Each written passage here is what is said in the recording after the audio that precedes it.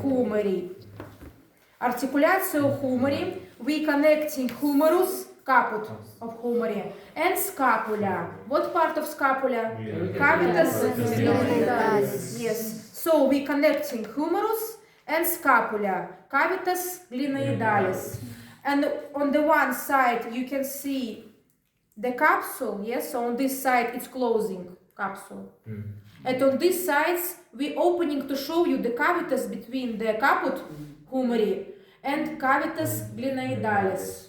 Characteristics, you can say me now, what? It's what joint? Simple. It's simple joint. Combined. Combined, you think? No, simple joint. Not combined, not complex. What? What? No. Only simple. Remember, Only this simple. joint only simple. It's not complex, not half disc. It's not combined. This joint can working only one without the elbow joint, and have only two surfaces. So it's simple joint. For shape, it's spherical. Spherical because caput, yes, have shape like round.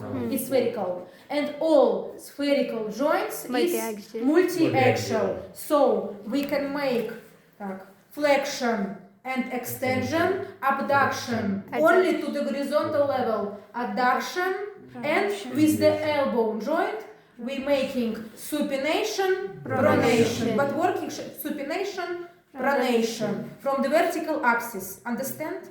Multi-axial, simple spheroid joint, but this joint have accessory part labrum glenoidalia. Labrum. This is a cartilage.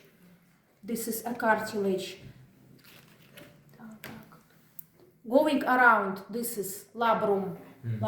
This is cartilage that located around the cavitas glenoidalis, because you can see that caput humeri more big than cavitas glenoidalis. So they should be congruent. Yes. So yes, this labrum decrease the area, making more big area to the caput. Labrum glenoidalia. Labrum soft cartilage. This is labrum glenoidalia. Labrum glenoidalia. If showing on the picture, for example, labrum glenoidalia. This is cavitas glenoidalis and this is labrum, white. Labrum glenoidalia. Make more big area, it increases the area to the caput humor, because caput big and cavitas glenoidalis small. No, you remember, if we take scapula and humeri, yes, caput more big than this cavitas, but surface should be congruent. So this joint have accessory part, labrum. This is important. This part, remember, labrum glenoidalia.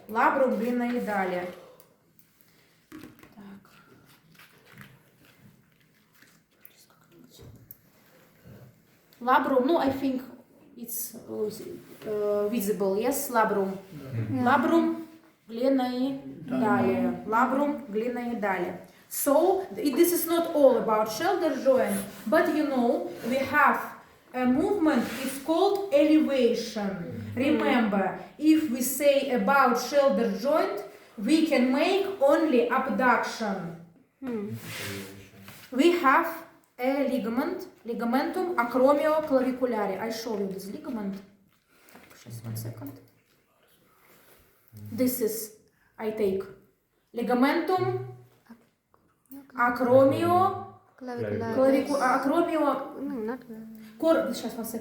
coracoacromialia, processus coracoidus and acromion, I confused. Ligamentum coracoacromialia, located between coracoid process of scapula and acromion. This is, and if I take the joint, I see this joint limited.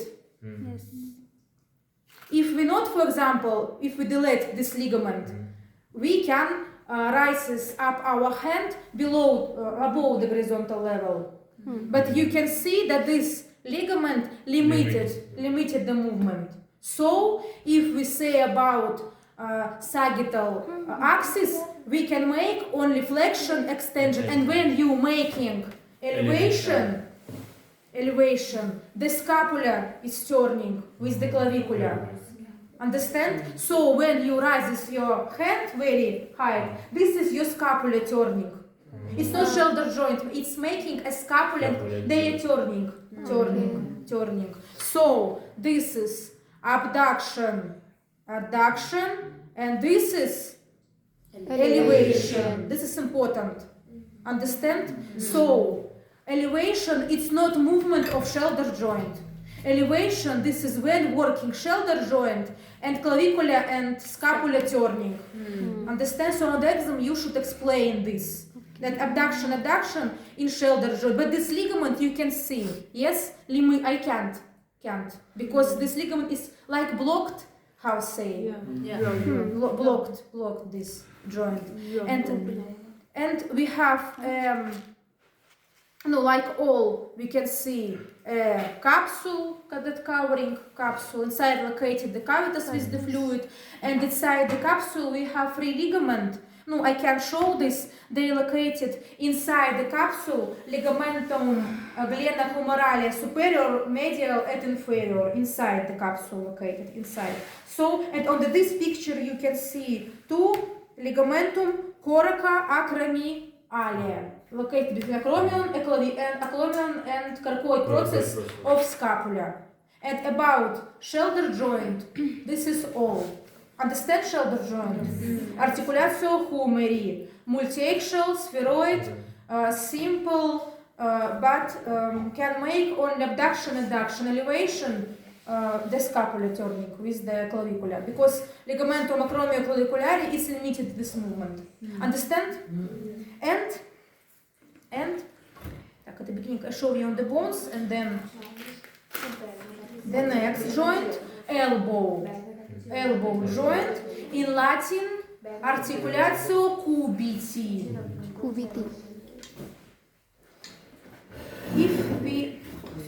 If we say about articulatio cubiti, this joint is made by three small joints, like occipital. Yes, when we discuss occipital, we say that this joint include three. Two of this is lateral. So if we say about elbow joint, this joint is made by three independent joints. This is humerus. What bone?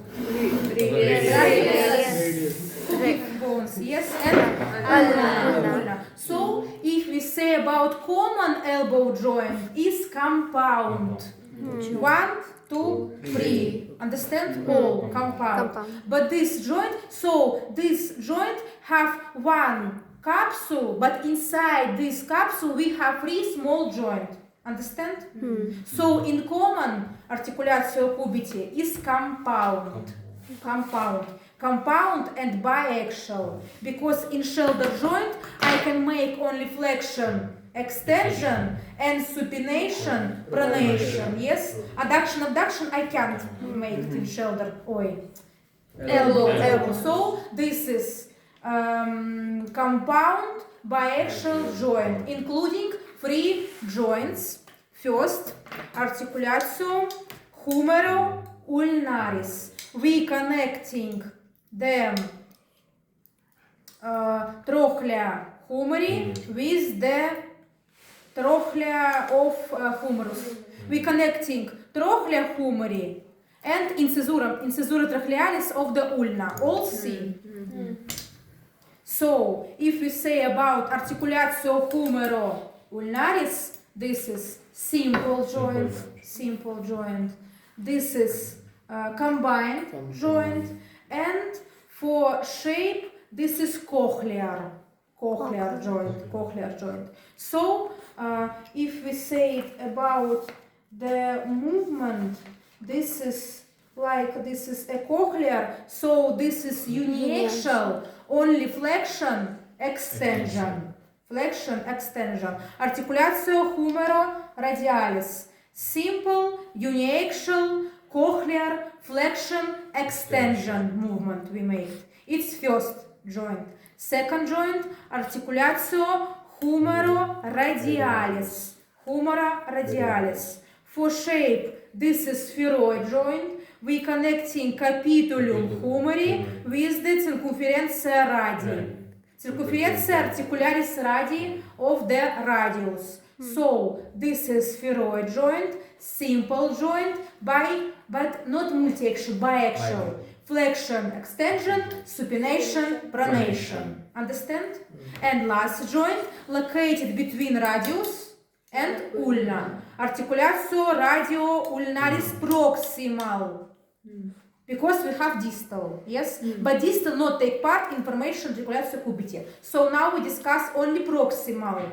So when you say articulatio radio-ulnaris, don't forget say proximal, because we have two. Proximal more near to me, yes? And distal more far. So this is articulatio radio-ulnaris proximalis, proximal. For shape is cylindrical, yes, circumference radii have cylindrical shape.